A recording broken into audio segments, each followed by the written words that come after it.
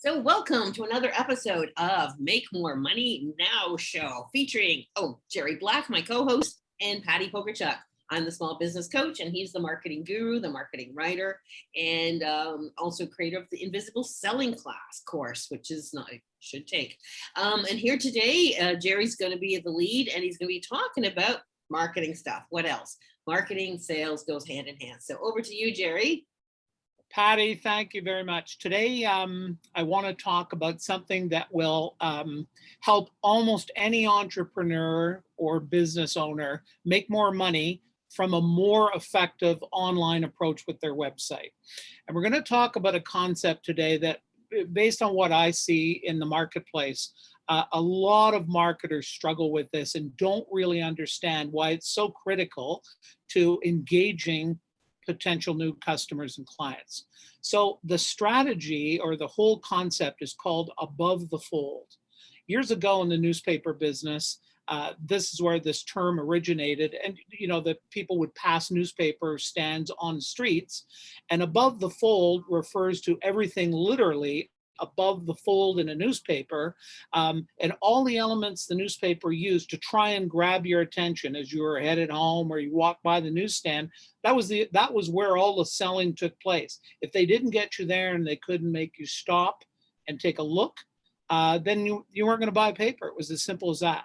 And I know for reporters, it's really important when they get their bylines, their stories are above the fold. Like that's a real sign of, they've got a great story on the make.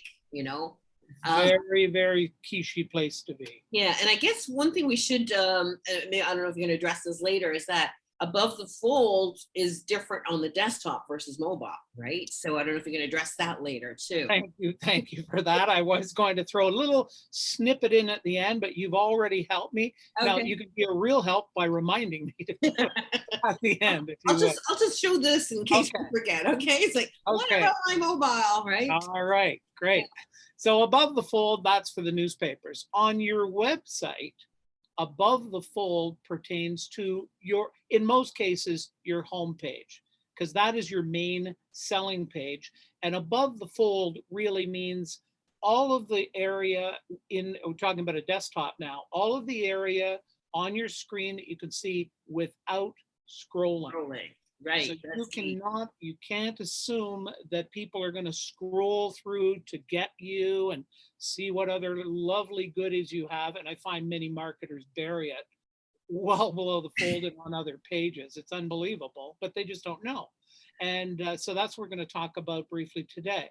So above the fold, the most important thing to understand is when people come to your website, there's a conversation that is going on in their head. And we've referenced this in other episodes. And the conversation that's going on in their head is not what is going to help me, it's who is going to help me. So many marketers will start talking about the stuff they've got, the product or the service.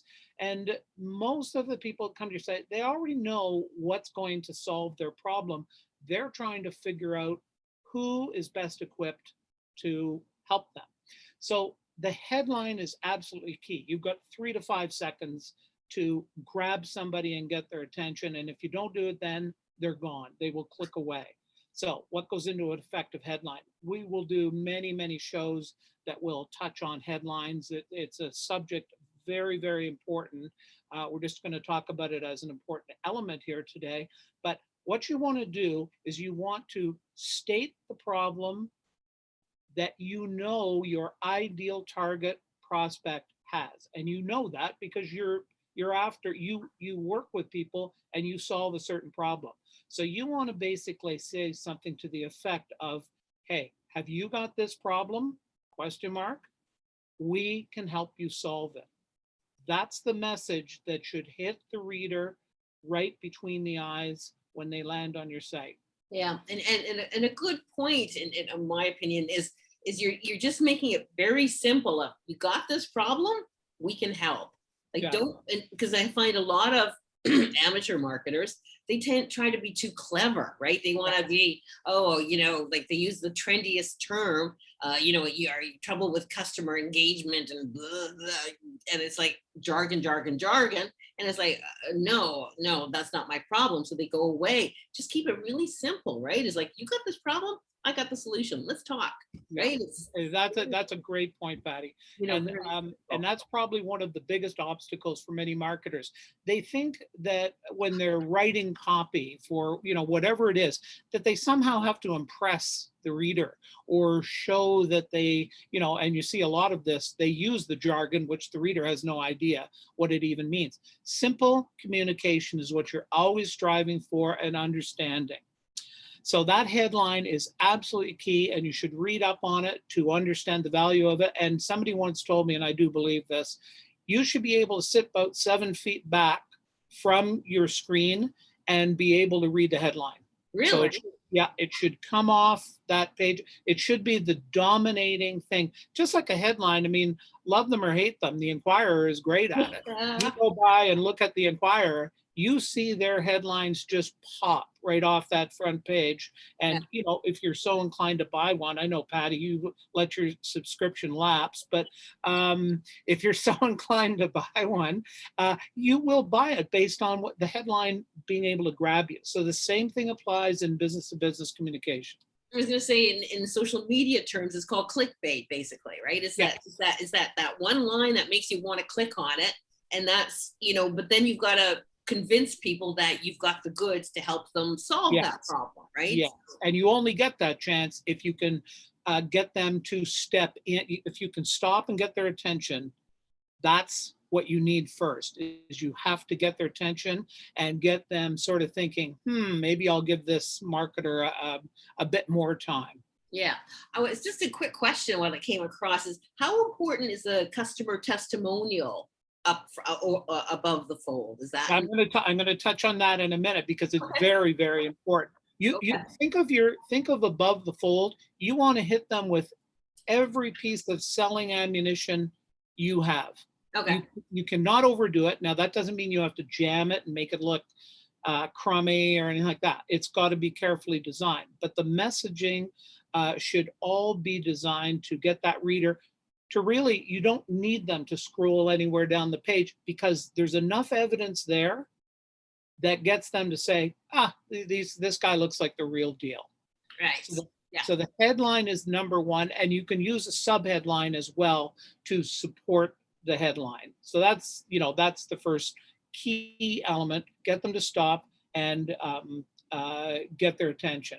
So the next thing is that you want to have something that you give away. We call it a lead magnet or a legal bribe. There's all kinds of names for it. Yeah. But something that you're giving away. I often see marketers put this, they might have a really good lead magnet, like it might be a free report or a free course or something, but it's buried way, way down at the bottom of the page. The reader, unless you are a fantastic headline, writer, which most of us, are always working on, they're never going to see it. Right. That needs to be above the fold because that's another element in addition to the headline that they can say, hey, that looks like useful information for me. So you want it highly visible. Another question that makes me wonder is, and I was guilty of, I used to have one of these, but I don't any longer, is the pop-up lead magnets. When you've been on the website 3 or 5 seconds and it pops up. What's your opinion on that? Mine is now again above the fold, but it's a static. Yeah, I think the pop-up for me, it can be very distracting. A big mistake a lot of people make is you get on the site 7 seconds later, the pop-up shows up. It's distracting. They don't even get a chance to really, get into your messaging, and they're all of a sudden, and they have to usually click it away. Yeah. So it's like it would be like walking into a store and somebody grabs you and says, hey, hold on, wait, stop here for a sec. But I want to go, no, hold on, wait. I need your email. I know. Yeah. I find them, and there's certain ones where if you can't click away, I just click off the website. I'm so pissed off. Yeah. I just click it off and it's annoying. So one place where I think it is very effective, it's a bit of a last gasp, but by that time, the kind of the the battle might be lost and it may not be. And the strategic way to use a pop-up is when the person is clicking off your site. True. That's where a pop-up can say, hey, before you leave, Yeah. did you know that we're offering this? You know, it could be a small item for sale or something, but something just to grab their attention before they walk out the door, so to speak. Yeah. So I Got think nothing that's to lose. the effective way to do it. That's different. Yeah, that's different. But yeah, when they pop up, it's just like, no, I'm still Yeah. just want to swat it away like a annoying mosquito, right? Yeah. So yeah. Absolutely. So the lead magnet. So we've got the headline, and the lead magnet appearing above the fold. Two more things that I think are absolutely critical. And this is, remember, the reader is coming. They probably don't know who you are. I see this all the time. I see it with a lot of coaches. They take all these fantastic credentials they have, and they're buried way down into the site, into the bottom of the page. They'll never be seen. Those should be, to me, up in the top left-hand corner, and also use the recognizability, if that's such a word, of the logo. Because that communicates a lot. Well, you know, that's what branding is all about, of course. So tuck 4 or 5 of your credential icons up on the left-hand side so they see them. So again, there's 3 things there right there that can really help you. Right, right. Another thing is what about video introductions, like welcome to my site or blah blah blah blah blah. And what do you think of that? I think I would certainly, with the lead magnet and combining the lead magnet with a small sort of maybe 60 to 90 minute 60 to 90 second intro. Yeah, you won't last long if you expect them to stick around for 90 minutes. A little 60-second to a minute and a half. I think that's a great idea because we all like to know, we all like to do business with people we know or we feel we know. And that also is able to communicate very quickly, you know, who they're talking to. And it doesn't have to be big. It can just appear under the lead magnet, but again, above the fold, Right. you know, so that they can see. So now we've got the headline, we've got the free report, we've got that video, and obviously the image on the video, most people today know that they can tell what a video is. You know, so you don't want to fancy it up with an overlay or something like that. Have them see you. Yeah. Just make sure you're not, you know, like that look that it seems to get us all when we freeze our video. And then so the 4th item is the logos. So it sounds like a lot, but all of those things can be easily designed above the fold. They do not be, you know, anybody who does web design should be able to comfortably fit that in, along with some copy, because the copy is important. But these are all things that will lead the reader to read the main copy. Right. Right. Very, very great points. Yeah. And again, it's all about sort of telling a story, right? You know, the headline will catch attention, and then the subhead is like, okay, and I guess I have that, and tell me more about you, and it's just like, okay, so we're starting this relationship going, basically. Yeah. Yes. Yeah. And the last thing I would recommend, and you touched on it earlier, are testimonials. Testimonials, you only need about 2 or 3. The most important thing, there are 2 keys about the testimonials. People buy for different reasons. So the testimonials should be 3 different things. Some people buy for price. They want to save some money. Some people want reliability. Some people want speed. So you want to try and use 3 testimonials that kind of speak to 3 different benefits somebody can get when they work with you. So that's very important because, like I said, talking to somebody about saving some money, that may not matter to them, right? I mean, you know, it could, and it probably does, but you want to try and show that you have a variety of benefits that you offer, and very, very important on these testimonials. Right. I see this a lot. People put, oh, that's John. That's a testimonial from John up in Thunder Bay. Okay, so it's John in Thunder Bay. There's a few of those. Yeah. There's a few How of those. long did it take you to write that? So the testimonials have to be attributable. You have to, your reader has to be able to look at the testimonial and go, hey, that's Patti Pokorchak. I could look her up, and it says Patti Pokorchak in Toronto. I could look her up on LinkedIn, and I could call her, say, Yeah. "Hey, Patti, did you actually, say that about Gerry or whoever?" And so they will never do it. I have never known anybody to actually do it. It's the fact that they can do Can it. do it. That's Right? right. That's right. So if they Yeah. know you are exposed, and the conventional thinking is you wouldn't put it up there if you weren't willing to back it up. So that speaks to your credibility. And again, by attributing your testimonials, that's just a professional way to do it and an effective way to do it. And some people, I will have clients sometimes at a plastic surgeon once, and he said, well, it's really tough for me to put testimonials up there because, who wants to know? Yeah. Who wants to know? I don't want the whole world to know that. Yeah, exactly. So I came up with an idea for him where we just put a link in and made it, very prominent. But if you want to speak with existing clients, we will set it up like a private one-on-one, which was enough, and people would understand that in that circumstance. Yeah. But for the most part, it should be there. So you've got a headline, you've got a subheadline, you've got a lead magnet. You've got your credentials, like the little logos and everything like that. You've got a video, Yeah. and you've got some testimonials. And the testimonials only have to be, maybe a sentence and a half, and just bold the business result that you delivered in the testimonial. So that's a lot of selling power packed into a pretty tight area, and it can really do the job. Yeah, I know one of my pet peeves too is when we see these testimonials that are like, half a screen big, is I radically edit it. Like you say, one sentence. Yeah. It's the core thing, bold, double sales, or, did this, have these results.